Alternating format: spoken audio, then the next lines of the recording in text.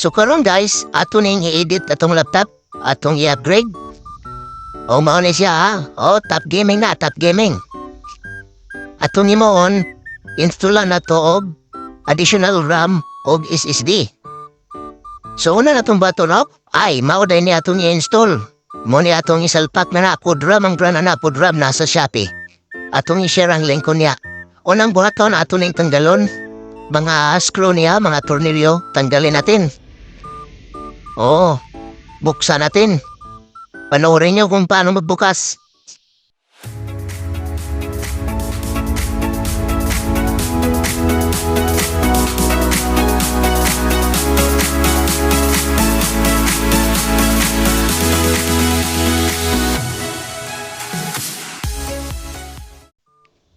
So mao na niyang sulod guys, aduyan na. Kani. Magsuot ang gloves kay para dili ma-grounded. Kailangan magsuot gid mo gloves, sabi sa nun sa gloves. Pwede ka tukang gloves ni Manny Pacquiao. O mo ni atay taod, kani. Code RAM isa na sa Shopee. Tanawa lang ang link ko niya sa akong description. Iyo ka bansa na to, dili sura ba nagahi. Apog gada ni oy. Doon ara. Ibot ra gyud, tanggal ra. Mo ni siya ang SSD code RAM. 1 terabyte. Barato ra ni sa Shopee. Ako i-share ang link ko niya. Dire na ito'y butang ha. Kiman niya Diyan na ito'y butang. Mo man niya ang islat. Kaduhang islat. Kiman inin niyo. Diha ni may butang. PCIe ni nga SSD. Kaya tanggalo na ni mong tornilyo. Pag human ni magtanggal. Imo ning isalpak. Kana. Sige, ako ipakita o truha NVMe PCIe. Mo na nga model sizes din yung paliton kung tough gaming mo. Inyo na isalpak biya. Sa atin na ipapilit na, papilit man niyo. Tanggalo na itong papilit wahingon rin na siya guys. Tanggalin mo, tas isalpak mo dyan. Salpak mo, ibalik mo yung tornilyo na kinuha mo, hindi yan sa'yo. Tanggal mo naman, balik mo na. Balik mo na yung hindi sa'yo. Hop.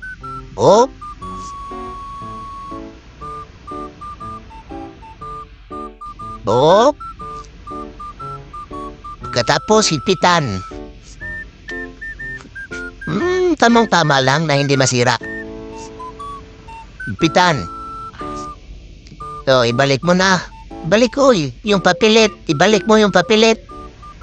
Tingnan mo maigi kung nasalpak ba talaga o salpak talaga, boss. Okay na yan. Balik mo yung papilit, guys.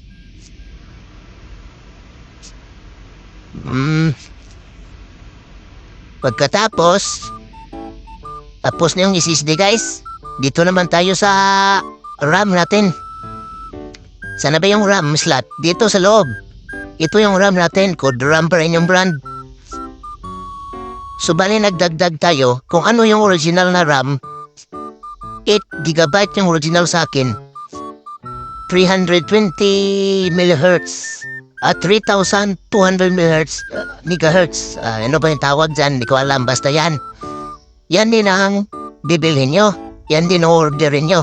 Huwag yung basta-basta ka lang mag-order. Dapat pareho sila. Tapos makadual channel ka na ngayon dahil magdagdag ka ng isang channel dyan.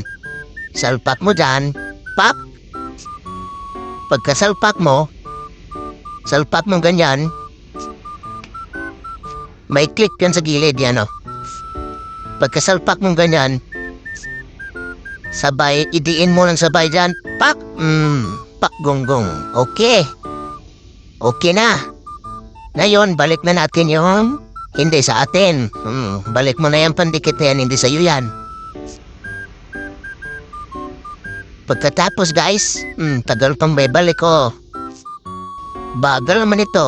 Sige, bilisan mo. Hindi sa'yo yan, balik mo na. Pagkatapos na salpak, balik na natin yung cover. Sige, panoorin nyo. Paano magbalik, ganun pa rin kung paano mo binaklas. Okay?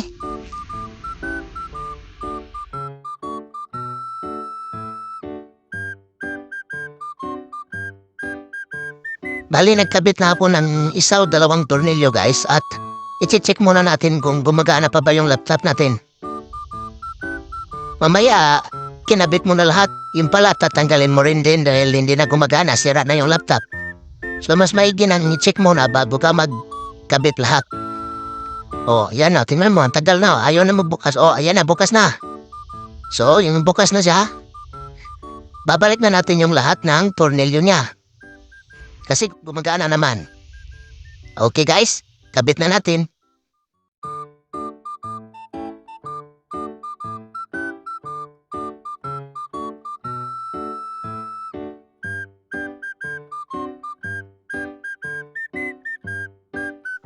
Ngayon guys, tapos na ikabit lahat ng tornilyo, check na natin kung binabasa ba niya yung kinabit nating SSD at RAM. So antayin lang muna natin guys, medyo matagal-tagal siya nag-load dahil siguro binabasa niya pa yung bago nating kinabit. Okay guys, parang nasira na. Oh, medyo nakulbaan na ako ng kunti. Oh, magbukas na. Ngayon, titingnan natin. Punta tayo sa properties. Tingnan natin kung ano na yun. Oh, tingnan nyo. 16 na yung RAM. Kung makikita nyo, 16 gigabyte na yung RAM natin. Binasa niya agad. Wala nang kailangan chichipa. Diretso na. Tapos, check naman natin yung, uy, wala. Hindi binasa yung SSD. Patay tayo nito guys, baka na-scam tayo ng Shopee. Refresh. Kahit anong refresh, wala. So pupunta tayo sa disk management. Search na lang ba?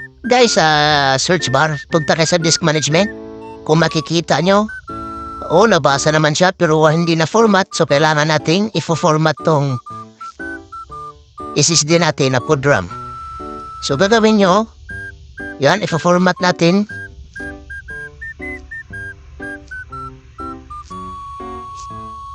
I-assign nyo, maghanap ko kung anong isa nyo. Sa akin, nilagay ko ng disk drive D.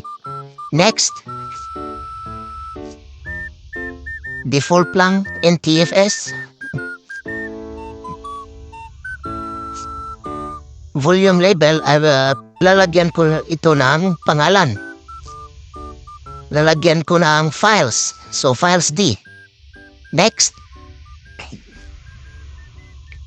Magsisimula na i-format yung files D. Yung SSD natin. Fino-format na. So, ganyan lang kasimple guys kung hindi mabasa. Siyempre, bagong salpat. Hindi mo na siya ma-recognize. I-format nyo lang. Ayan, lumabas na. Hop, lumabas na. Refresh natin, refresh. O, nandyan na nga siya. Open, wala pang laman. Size niya ay 931 gigabytes. Siyempre, may allocation size. Sa kanyang, para tumakbo siya. So, gagawin natin, kakapit tayo sa desktop ng mga files. Ipipaste natin dito kung gumagana ba talaga ng maayos. Double check lang. Yun guys, ang bilis. Napakabilis. Okay guys, that's all. Thanks for watching. Bye-bye.